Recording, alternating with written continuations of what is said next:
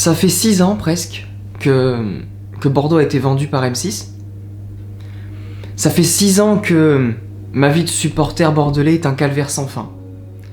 Une lente agonie vers les abysses. Ça fait 6 ans que Bordeaux est moqué de tous. Ça fait 6 ans qu'on regarde les autres briller, pendant que nous, on mange du caca, on supporte des matchs en bois, on supporte des illusions, défaitisme. Parce que ça fait 6 ans, les amis, qu'il n'y a pas une saison qui finit bien aux Girondins. Pas une. Pas une saison. 6 ans qu'on espère et qu'à chaque fois on est déçu. Alors on dit que le football c'est un cycle. Eh ben moi j'ai plutôt l'impression que c'est l'histoire sans fin. Alors un club comme Bordeaux, je suis désolé. Que tu manges de la merde pendant 2-3 ans, ça encore, ça peut arriver. Mais quand pendant 6 ans, la seule évolution que t'as, c'est que tu descends en Ligue 2, après avoir pris 93 buts, que t'es pas foutu de remonter, alors que t'as 4 points d'avance à 2 journées de la fin, et qu'aujourd'hui, t'es 15ème de Ligue 2, à te battre contre le maintien, contre Concarneau et QRM, sans déconner. Je crois qu'on en a assez maintenant. Ça suffit. J'en ai marre. Donc si les joueurs, ils ont un peu d'amour propre, qu'ils se prennent la main, et qu'ils aillent chercher ce maintien en Ligue 2. Bref, voilà, je suis écœuré. Forza à tous ces Snake Hill qui se fait killer par la Bourgogne. Net et sans bavure, je crois qu'il n'y a pas grand chose à dire. Avant de partir dans ce débrief, je voudrais quand même remercier les gens qui m'ont rejoint sur Twitch hier pour commenter le match. Et je voudrais aussi préciser quelque chose de très important, les amis. Non, je n'arrête pas YouTube.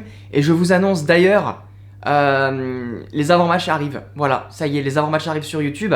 Dans un format qui existe déjà. Mais ma façon de le faire, ça va être assez original et je pense que personne l'a fait. J'espère que ça vous plaira. Jeudi soir, on sera avec un supporter niçois normalement. Donc voilà, on se fera une veille de match, des quiz, etc. Merci à tous ceux du coup qui m'ont rejoint dans cette aventure. Sur téléphone, c'est une appli à installer, ça coûte ça. Franchement, ça prend 10 secondes les gars. Donc franchement, c'est cool. En plus, il y a plus d'outils interactifs sur Twitch que YouTube pour les lives, je trouve. Donc voilà. Ceci étant dit, maintenant, on va débriefer ce match. Bordeaux a donc perdu 3-1. Ça alors, on est vachement étonné, hein. C'est vrai que on y a cru hein, au début. Hein. Pendant le premier quart d'heure, on s'est dit il propose des trucs, on joue haut, il y a eu un pressing, il y a des petites situations chaudes. On a été pas mal. Je crois que c'est peut-être l'une des meilleures entames de match des Girondins cette saison. Au final, mais comme d'habitude, hein, je veux dire espoir et ensuite Titanic. Tu vois ce que je veux dire? Auxerre, c'est une équipe qui est bien construite, hein. Voilà, c'est-à-dire qu'Auxerre, eux, ils sont descendus, mais déjà, eux n'avaient pas de dette, donc ils ont pu garder une partie de leur effectif. Ils ont des joueurs de talent, hein. Hein, Perrin, voilà, même l'attaquant, là, Ayer, là, il a marqué 4 buts en 2 matchs contre Bordeaux, on n'a pas l'équivalent. Voilà, donc en fait, eux, ils n'ont pas dépensé des 10 millions, des machins, des ouais, on va recruter Westbeck, Livolan, on va monter en Ligue 1 parce qu'on est les meilleurs, parce qu'on... Non. Les mecs qui sont descendus, ils ont fermé leur gueule, ils ont bien construit leur effectif, ils savent ce qu'ils font, ils savent où ils vont, ils ont recruté un coach qui sait comment ça marche la Ligue 2, qui a l'odorat pour sentir les coups, pour sentir les jeunes, pour sentir... voilà, ils sont plus forts que nous, ils sont meilleurs que nous, bravo la GIA, il n'y a pas d'excuse de on n'a pas de chance, alors oui on leur a offert 2 buts, ça c'est sûr on leur a offert 2 buts, hein. Le contre son camp, magnifique. Ensuite, la relance de Barbet, digne des plus grandes relances de Tom Blacko à sa grande époque. Enfin voilà, on a essayé de... On a donné des cartouches à Auxerre, mais même sur l'ensemble du match, quand depuis le début de saison, tu reproduis le même schéma, c'est-à-dire de la possession inutile, les passes latérales inutiles, la domination stérile, entre guillemets, de possession... ouais, tu seras toujours en train de chialer sur l'arbitre, tu seras toujours en train de chialer sur oui, mais on n'a pas de chance, on offre des buts aux adversaires. Alberiera, el grande Guerriera Guardiola, et que dire que tal, et que Alberiera, il a dit comme ça, au micro de Bein Sport, il a dit oui, j'ai pas la sensation, dit au garçon, j'ai pas la sensation qu'Auxerre, c'est meilleur que nous, et que c'est deuxième de Ligue 2, que c'est meilleur que nous. Ah, j'ai pas la sensation, mais toi t'as pas la sensation d'être sur Mars à un moment donné? Hein? Elle comprend pas là. Albert Hira, parce qu'on passe déjà pour des cons en Ligue 2 sur le terrain. Pitié, ne passons pas pour des cons sur Bein Sport, les gars. Franchement. Parce que là, ça la fout mal quand même, hein. À un moment donné, quand ça fait depuis t'es arrivé en octobre-avril, y a rien qui change. Et à chaque fois, tu dis, ouais, mais ils étaient meilleurs. Et à la fin, on va être quoi? On va être en National 1. Et puis tu vas dire quoi? Ouais, mais j'ai pas l'impression que les 18 équipes devant nous, elles étaient meilleures. Oui, mais en attendant, t'es dernier, mon gars. Voilà. En attendant, on est 15ème à 3 points de la N1.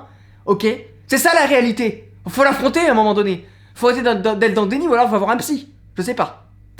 Enfin, pour revenir au match en tout cas, moi j'ai juste envie de sauver Johnson. Voilà, Johnson qui a fait. Sans lui, on perd 4-5-1. Voilà, facilement. Il a fait des belles parades. Je suis content d'avoir Johnson dans les buts. C'est quand même mieux que Strazek. C'est pas exceptionnel, mais c'est bien mieux.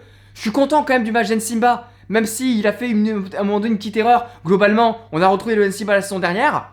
Après, le reste, voilà. Livolan, il a quand même pas mal couru, il s'est donné. Vipotnik, quand je vous dis que c'est individuellement un bon joueur de football, un bon buteur pour la Ligue 2, et que c'est quelqu'un qui a des qualités de neuf vraiment pur de surface, le but qu'il met, l'équilibre qu'il trouve avec sa reprise de volée, il n'y a pas beaucoup d'attaquants qui peuvent le mettre. Hein. Pour mettre ce but, faut quand même avoir un minimum du sens du but, un bon équilibre. Alors oui, des fois il se rate, mais quand il marque un but comme ça, moi j'ai envie de lui dire que oui, je pense que Vipotnik c'est un joueur dans un bon collectif qui peut te dépanner, qui peut être intéressant. Mais là aujourd'hui à Bordeaux, quand tu vois l'équipe de Bordeaux, on le sait qu'individuellement sur papier c'est séduisant. Mais le problème c'est que c'est le collectif. Il n'y a pas de collectif. Le milieu de terrain, il est inexistant. Il n'y a pas de lien entre l'attaque et la défense. On a des joueurs qui essaient de jouer ensemble, qui ont affronté une équipe qui joue ensemble. Elle est là toute la différence. Voilà. Le problème c'est qu'on a déconstruit l'équipe de 2023. Le Bordeaux qui performait en Ligue 2 la saison dernière, tu vois, on les a déconstruits. Ander Lopez, il a pris l'équipe de 2023, il s'est dit, bon, que faire pour l'améliorer? Bon, on est obligé de vendre, ça c'est vrai, on n'avait pas le choix, on a vendu Paco Magon à Strasbourg, ok, mais derrière, tu refais plus confiance à tes jeunes. Tu fais pas monter de Amorim, t'envoies de Laurier Chaubet en prêt, tu fais pas monter de Lima, alors si, ils les ont fait monter, mais ils sont sur le banc, alors qu'ils devraient être sur le terrain. Donc tu fais plus confiance à ta jeunesse alors que tu t'en faisais confiance en 2023. Donc tu casses la dynamique de groupe, tu casses ce qui faisait ta force, ce qui faisait que les supporters étaient heureux de revenir au stade. Hein, tu casses la dynamique de groupe, tu déconstruis tout ce qui faisait ta force en 2023, tu rates ton recrutement, tu fais confiance en un coach. Et je parle pas forcément après que Ander Lopez, je parle de la direction dans son ensemble. Hein. On fait confiance à David Guion alors qu'il avait fait descendre le club en Ligue 2, même si c'est pas que de sa faute. Et par contre, il n'a pas fait monter le club en Ligue 1, et ça c'est beaucoup de sa faute. Donc on refait confiance en un coach, et derrière tu te retrouves à devoir changer de coach en cours de saison, au bout de 3-4 mois de championnat, 3 mois de championnat, et tu fais confiance à Albert Hira, qui peut-être que si on l'avait pris cet été, il aurait eu le temps de construire l'effectif avec son directeur sportif, et peut-être trouver des joueurs pour jouer, parce qu'il a une façon de jouer quand même très bizarre. C'est-à-dire qu'en fait, depuis qu'il est arrivé, Albert, il a décidé, dire qu'il est têtu, hein, il en démord pas, il veut jouer d'une certaine façon, mais cette façon-là n'est pas compatible avec l'effectif qu'il a à sa disposition. Voilà. Alors plutôt que de trouver d'autres solutions, le mec s'entête à faire de la merde. Et ça, c'est pas forcément que la faute de Rira, c'est la faute de ceux qui l'ont choisi pour faire le pompier de service. Rira, c'est pas un pompier de service, c'est une immense erreur de recrutement. Et même si, c'est vrai que quand je l'ai vu arriver, j'étais assez séduit par ça. Bah déjà par le joueur qu'il a été au Girondin, par son amour pour le club, parce que ça c'est vrai, il aime le club, par son ambition de jeu.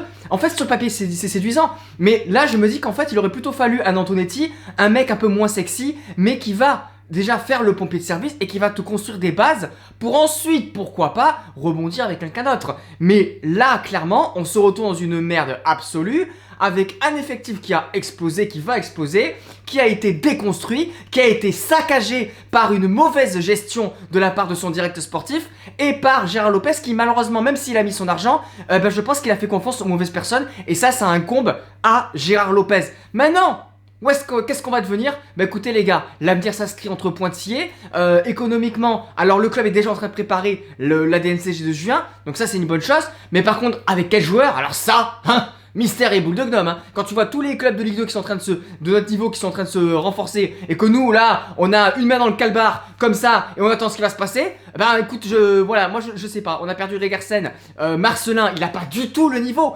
Marcelin, mais c'est pas possible, c'est une buse le mec, pourtant, Il a des fois de bonnes anticipations, mais alors il est tellement lent. Mais il est tellement lent. Alors en Coupe de France contre une Nationale 3, hein, contre Bourg-Saint-Maurice, ça passe. Mais en Ligue 2, ça passera jamais. Il ne faut pas faire confiance en Marcelin, sinon on court à la ruine. Et pour parler des joueurs qui m'ont pas plu, Albert Ellis. Mais Albert Ellis, sans déconner. Alors Albert Ellis, lui, en fait, c'est le caractéristique du tout droit. Le cliché du tout droit. Le mec, il devrait faire de l'athlétisme, en fait. Tout ce qu'il sait faire, le gars, c'est courir tout droit. Par contre, il a pas de cerveau.